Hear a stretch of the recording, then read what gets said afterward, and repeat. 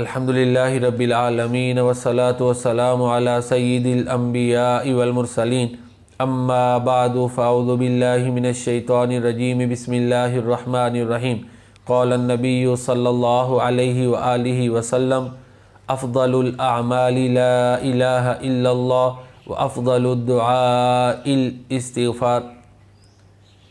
جماعت نہم کے نصاب میں پیارے نبی کریم صلی اللہ علیہ وآلہ وسلم کی 10 احادیث کا ترجمہ اور تشریح شامل ہے۔ یہ جو مختصر اور شارٹ سلیبس ہے، اس میں 5 احادیث کا ترجمہ اور تشریح شامل ہے۔ ان میں سے جو پہلی حدیث مبارکہ ہے وہ میں نے آپ کے سامنے ابھی پڑھی ہے۔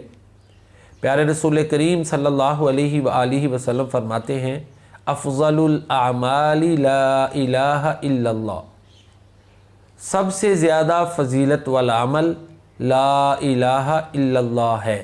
اسی طرح ترجمہ کر لیں گے، سب سے زیادہ فضیلت والا عمل لا الہ الا اللہ ہے، افضل الدعاء الاستغفار، اور سب سے زیادہ فضیلت والی دعا استغفار ہے۔ لا الہ الا اللہ کے حوالے سے ایک سوال یہ بھی بن سکتا ہے کہ لا الہ الا اللہ کا مطلب لکھیں اور اس کی وضاحت کریں۔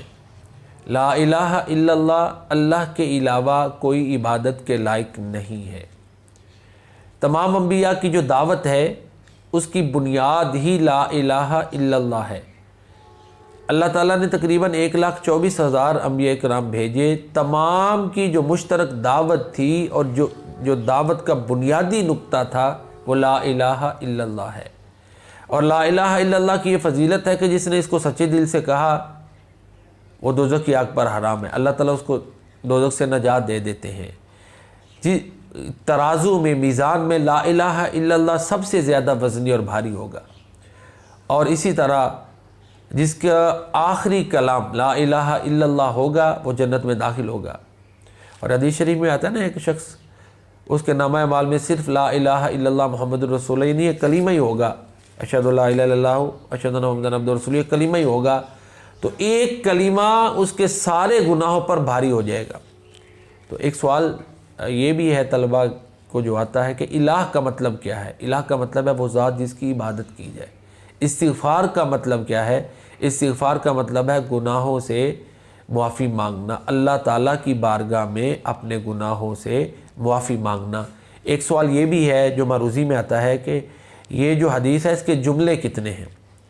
یہ جو پہلی حدیث ہے یعنی افضل الاعمال لا الہ الا اللہ وافضل الدعاء الاستغفار، اس کے 2 جملے ہیں۔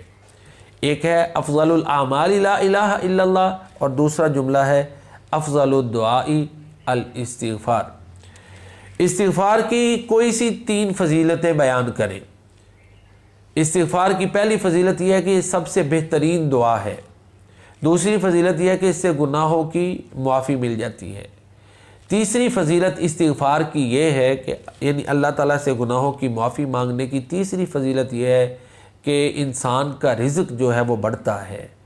اللہ تعالیٰ چوتھی فضیلت یہ ہے کہ اللہ تعالیٰ انسان سے تنگیاں دور کر دیتے ہیں۔ تو یہ پہلی حدیث تھی جو طلبہ کے نصاب میں شامل ہے۔ انشاءاللہ دوسری حدیث کے ساتھ پھر ان کی خدمت میں حاضر ہوں گے۔